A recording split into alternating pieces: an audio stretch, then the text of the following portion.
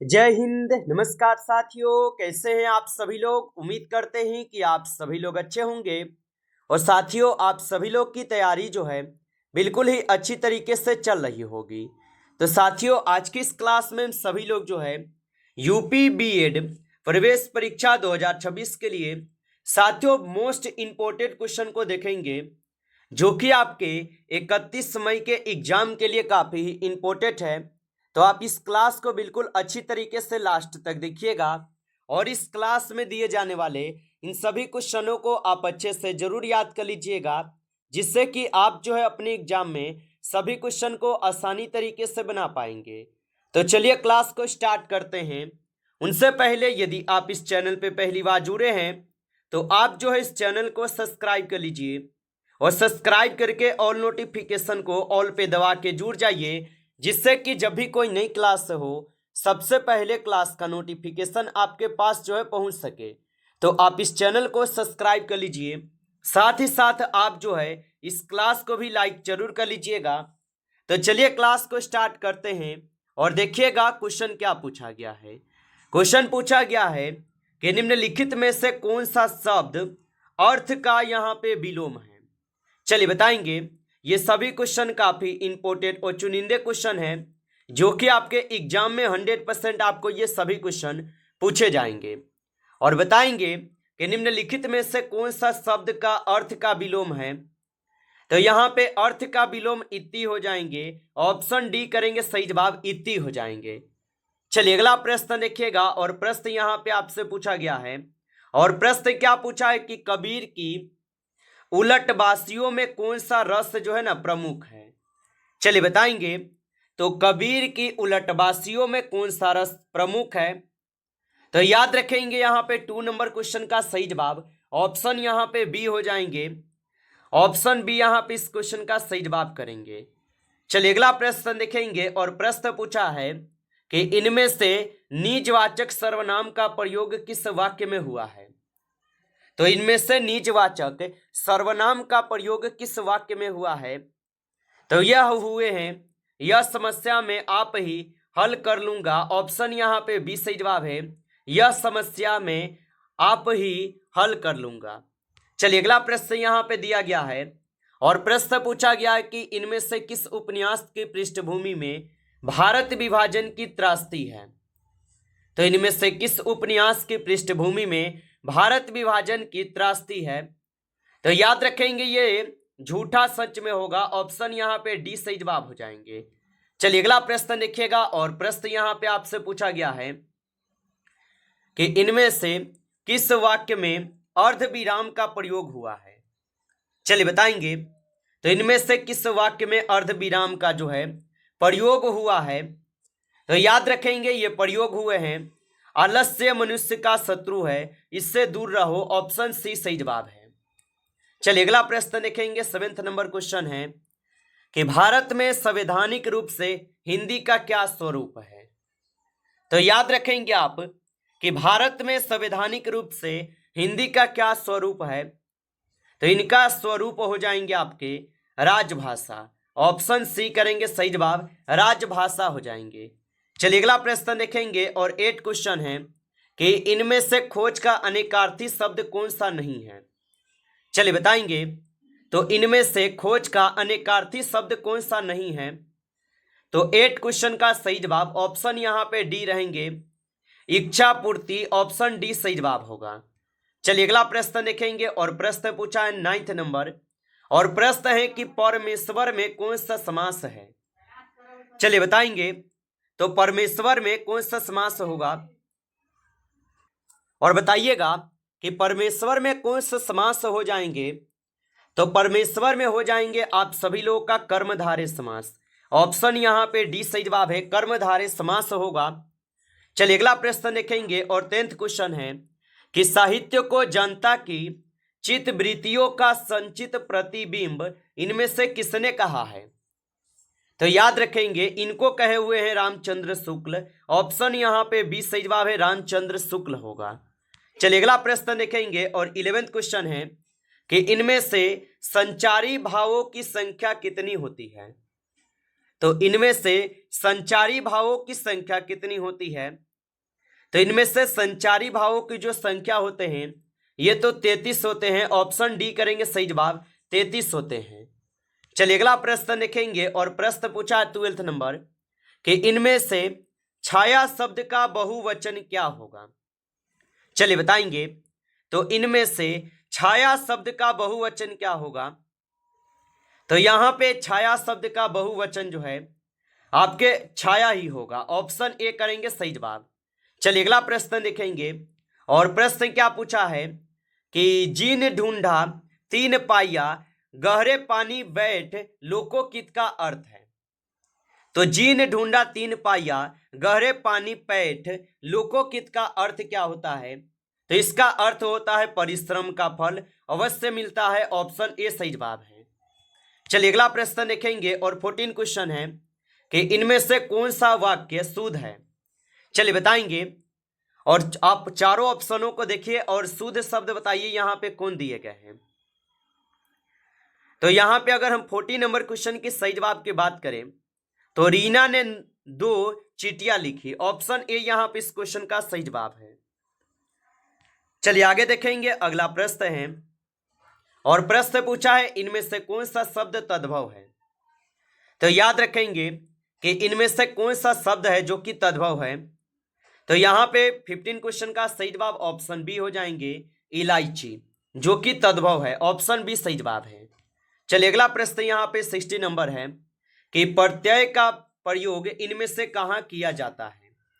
चलिए बताएंगे और आप अभी तक इस क्लास को लाइक नहीं किए हैं तो क्लास को आप लाइक करेंगे।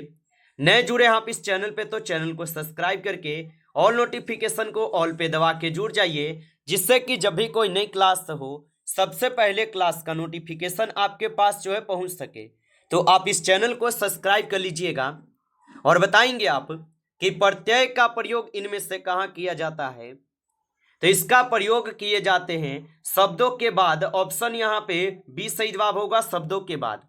अगला प्रश्न देखेंगे और 17 क्वेश्चन है कि हिंदी में विदेशी भाषाओं से आए उपसर्ग क्या कहलाते हैं। तो हिंदी में विदेशी भाषाओं से आए हुए उपसर्ग क्या कहलाते हैं। तो ये कहलाते हैं यहाँ पे आगत उपसर्ग। ऑप्शन यहाँ पे बी सही जवाब है, आगत उपसर्ग कहलाते हैं। चलिए अगला प्रश्न यहाँ पे 80 नंबर है कि इनमें से कौन सा तद्भव नहीं है।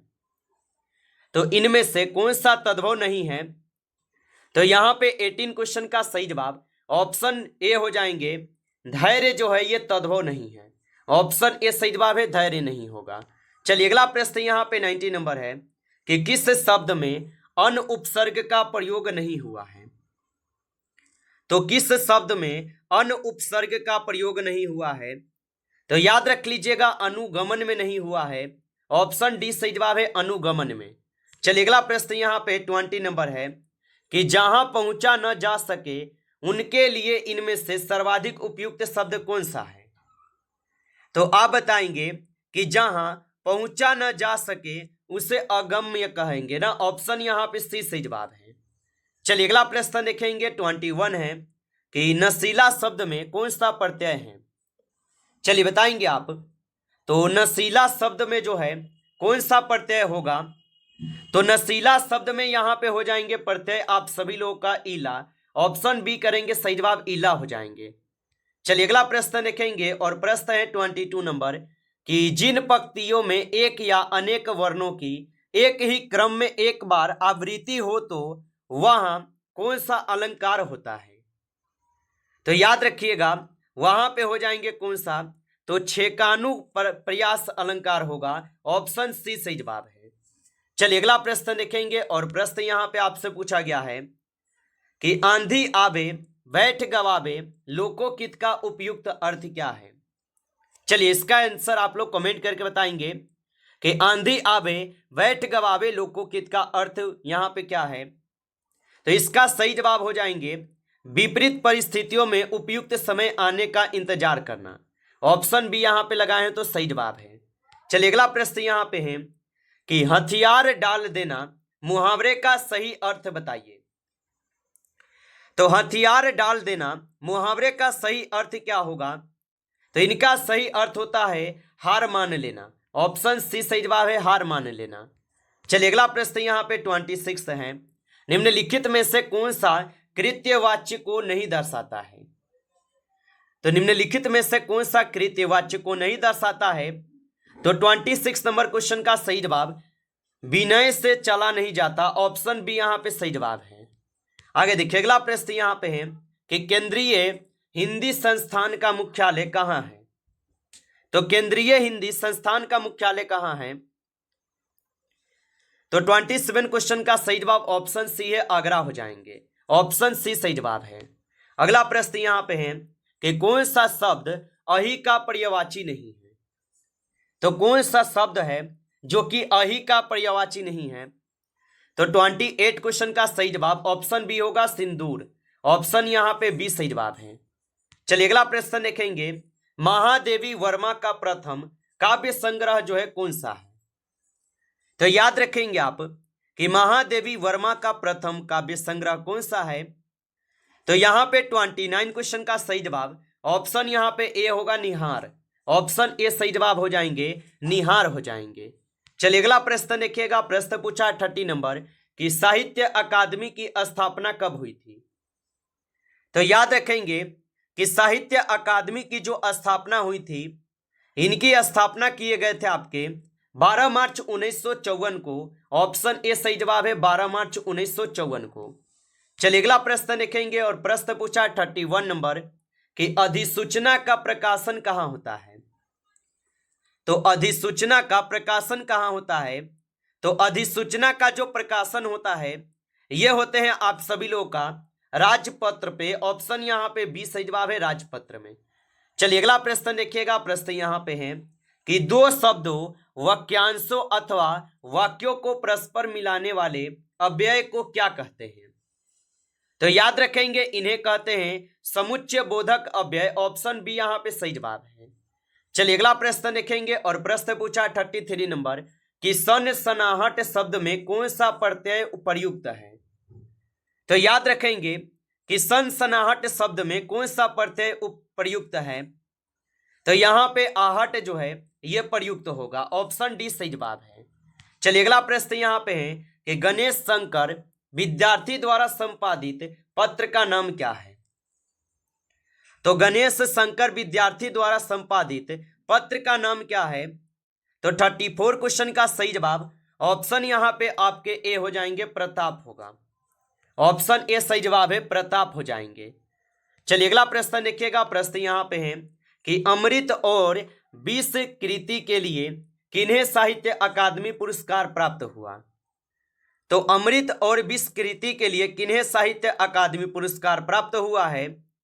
तो ये प्राप्त हुए हैं अमृतलाल नागर को, ऑप्शन यहाँ पे डी सही जवाब है, अमृतलाल नागर को हुए हैं। नमस्कार साथियों, इस क्लास में आपके टॉप 35 क्वेश्चन थे जो काफी इंपॉर्टेंट क्वेश्चन थे। साथियों यदि आपको क्लास अच्छा लगा हो तो आप इस क्लास को लाइक करेंगे, नए जुड़े हैं आप इस चैनल पे तो चैनल को सब्सक्राइब करके ऑल नोटिफिकेशन को भी ऑल पे दबा के जुड़ जाइए, जिससे कि जब भी कोई नई क्लास हो सबसे पहले क्लास का नोटिफिकेशन आपके पास जो है पहुंच सके। तो आप इस चैनल को सब्सक्राइब कर लीजिएगा। चलिए फिर मिलते हैं आपसे नेक्स्ट टॉपिक के साथ नेक्स्ट क्लास में, तब तक के लिए जय हिंद, जय भारत।